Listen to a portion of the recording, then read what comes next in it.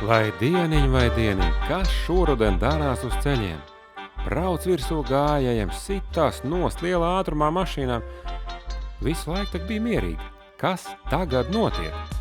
Vai ir mainījušies kādi apstākļi? Vienīgais, ko tiešām var pamanīt uzreiz, ir tas, ka braukšana uz darbu un atpakaļ tagad notiek tumsā. Tātad arī lielāka staigāšana ar kājām notiek pa tumsu. Un kas notiek, ja tās gājējs ar braucēju tumsā satieks? Tas laikam nevienam nav jāstāst. Man tas viss ieinteresē, un es nolēmu pārliecināties dabā, cik ļoti neredzams tad ir cilvēks ceļa malā tumsā. Runā jau visādi, bet man interesē, kā tas ir praksē. Un tāpēc es gribu noskaidrot, cik lielā attālumā var ieraudzīt gājēju, kuram nav atstarotāji. Naktī. Šobrīd mēs atrodamies Biķernieku trasē. Mums ir automobīls, labā tehniskā kārtībā, apmēram 16 gadu vecs. Uguņi, kādi tam ir, tādi ir. Un arī gājējs būs bez atstarotājiem. Salikām trases malā pilons ar atstarotājiem. Redzēsim, pēc cik metriem gājējs izzudīs mūsu skatienā.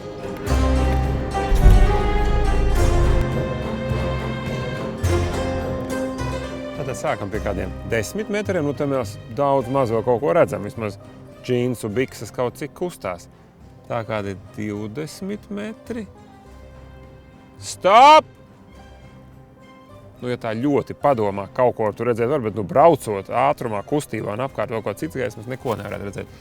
Tātad tas ir 10, 20, zem 30 metriem nedaudz.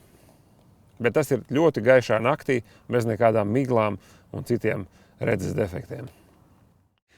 Teorija saka, ka cilvēku tumsā var redzēt bez atstarotājiem apmēram no 25 līdz 40 metriem, atkarībā no tumsas apstākļiem.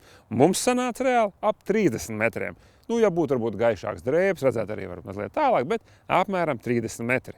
Pie tam mēs to darījām stāvošā mašīnā, kur ne uz ko citu apkārt nav jāskatās, tiešām fokusējoties uz šo pazūdošo gājēju. Braucot, tas būtu daudz grūtāk. Skaidrs, kaut kad mēs to cilvēku ceļmalā ieraugām, bet jautājums, vai ar to pietiek, lai izvairītos no sadursmes. Tātad vajadzētu uzzināt, cik metros kādā attālumā mēs varam apstāties līdz šķērslim, kuru pamanām uz ceļa. Apstāšanās ceļa garums var būt ļoti dažāds, atkarībā no laika apstākļiem. To mums būs grūti noteikt, bet mēs varam izmērīt un izrēķināt kādu pavisam vienkāršu lietu. Reakcijas laikā veikto distanci. Tas ir distance, ko mēs veiksim pirms bremzēšanas ceļa. Ir pieņemts, ka cilvēka reakcijas laiks ir aptuveni 1 sekundi. Protams, jūs varat teikt, ka reizēm reaģēt arī ātrāk, kaut vai 0,2 sekundēs, bet tajā brīdī skatāties spogulī vai uz blaksbraucošo mašīnu, tāpēc pieņemsim, ka paies 1 sekundi, kamēr nospiedīsim bremžu pedāli un sāksim bremzēt. Kamēr paiet šī 1 sekunde, nekas nemainās, mēs joprojām tuvojamies šķērslim ar tādu pašu ātrumu. Bremzēšana sāks vēlāk, un pēc tam notiek vēl kādu laiku.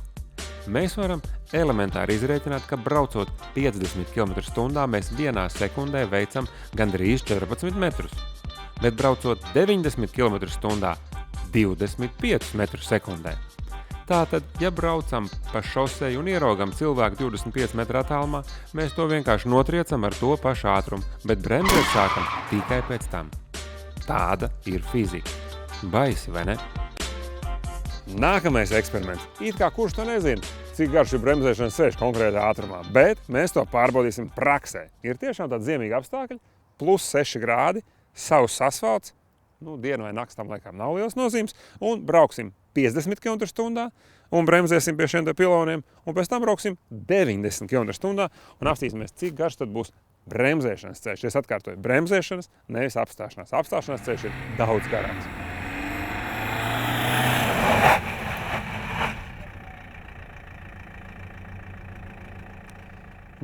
Esam nobremzējuši no šīs līnijas, braucot 50 km/h. Mums ir speciāls aparāts līdzi, viņu samērīsim, kas tad ir attālums līdz mašīnai.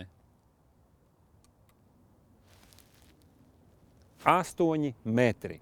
Bet tas jau nenozīmē, ka viss ir kārtībā. Vēl jāpierēķina, klāt ir 4 metri pašas mašīnas garums. Tātad, vismaz 12 metru bremzēšanas ceļš, ja braucat precīzi 50 km/h. Tagad aiziet uz 90 km/h.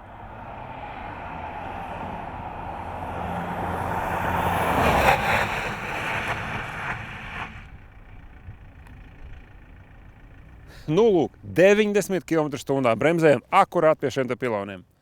un attālums ir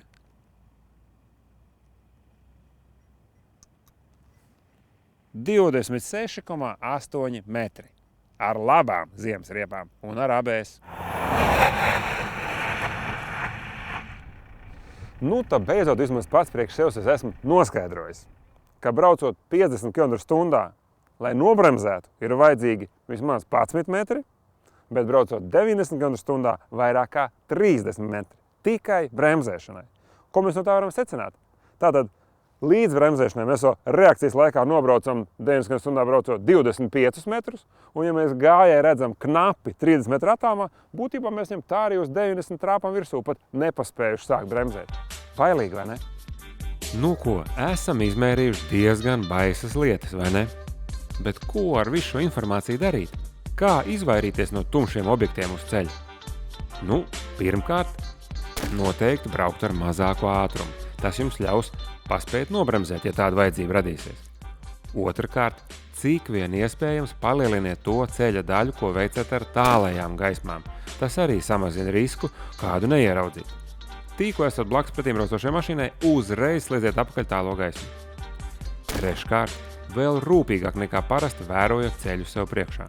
Ceturtkārt, pēc iespējas samaziniet tumsā veicamās distances un nebrauciet arī ļoti garus gabals bez atpūtas. Piektkārt, notīriet logus un lukturus, lai labi braucas.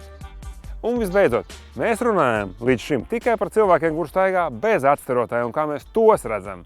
Taču, ja mēs paskatāmies, cik tālu var redzēt cilvēku, kuram vienā rokā atstarotais, otrā telefons, nu, tur ir vairāk kā 100 metri, un tas jau ir ļoti droši. Tā kā lūdzu gājēji, ja nu jūs gadījumā skatāties televizoru, padomājiet par kādu atstarotāju vai vismaz lampiņu vai ieslēdziet mobilo.